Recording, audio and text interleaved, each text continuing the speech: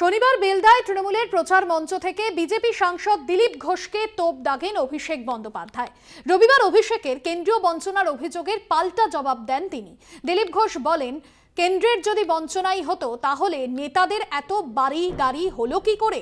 লোক জানে টাকা কোথায় গিয়েছে, মানুষের কাছে পৌঁছয়নি, সেই জন্য কেন্দ্র টাকা বন্ধ করেছে। ইডিকে আর সিবিআইকে খুঁজে সেই সমস্ত টাকা বের করতে হচ্ছে।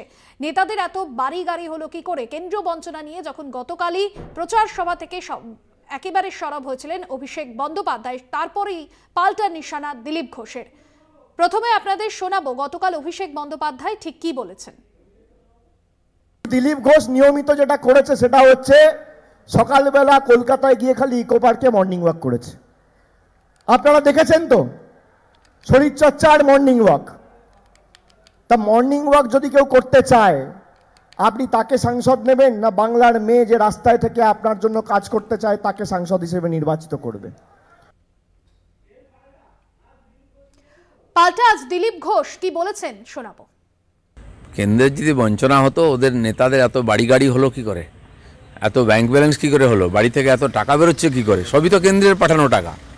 লোক তো জানে কোথায় টাকা গেছে, হ্যাঁ মানুষের কাছে পৌঁছয়নি, সেই জন্য কেন্দ্র টাকা বন্ধ করেছে।